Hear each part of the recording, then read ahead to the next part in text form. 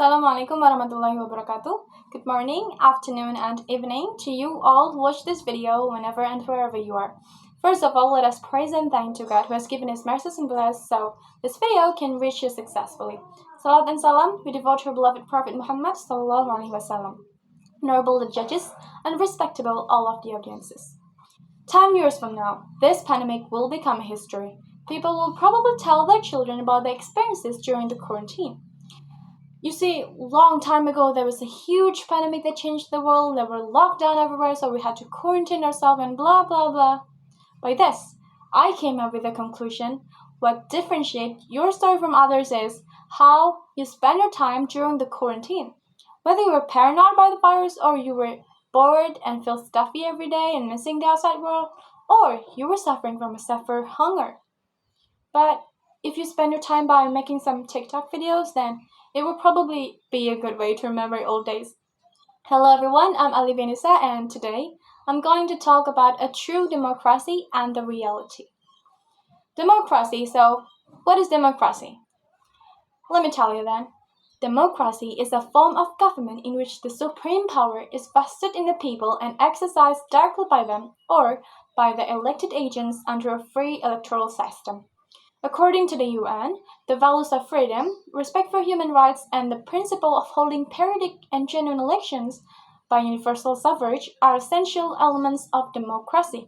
In turn, democracy provides an environment for the protection and the effective realization of human rights. Ladies and gentlemen, I am sure that everyone wants to live a wealthy and peaceful life, and of course by being healthy. We have to be grateful that our country is a peaceful country. There's no war in here anymore, so we don't have to stay alert and hide in fear all the time. We can enjoy our education and healthcare facilities that the government has provided. And I'm not gonna lie, it's true that money can buy us happiness, but it is also true that everything needs money. There was a story from a small village in India.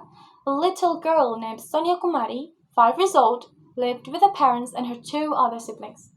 Her mother Sheila was the only breadwinner in the family. She worked at a construction while her father was unable to work due to his respiratory disease. From this, we can see that they were suffering from poverty.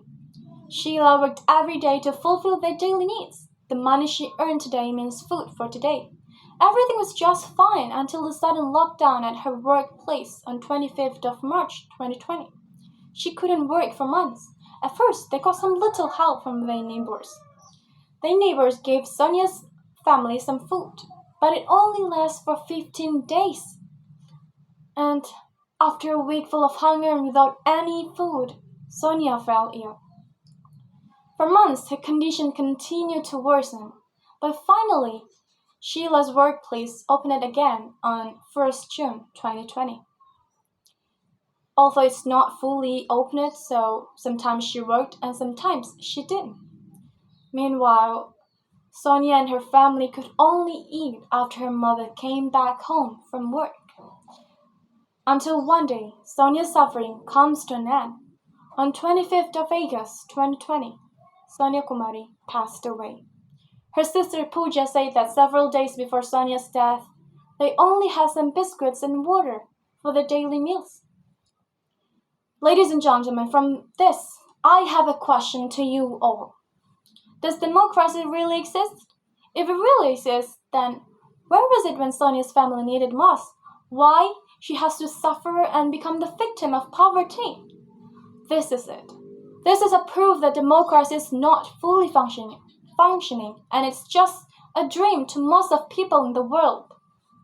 Well, we used to think that democracy is more about the kind of issues that relate more directly to the civil and political rights, fair elections, and transparent decision making. Unquestionably, those are vital components of democracy, and we should be concerned if those are threatened. But democracy is more about casting a vote, is about more than casting a vote on election day. Also, civil and political rights cannot be separated from economic and civil and social rights. They are part of a whole. Only when each person can access the full suite of human rights, we can claim to have a true democracy. I'm Alliffianisa. I apologize for any inconvenient cost, and thank you so much for your attention. Wassalamualaikum warahmatullahi wabarakatuh.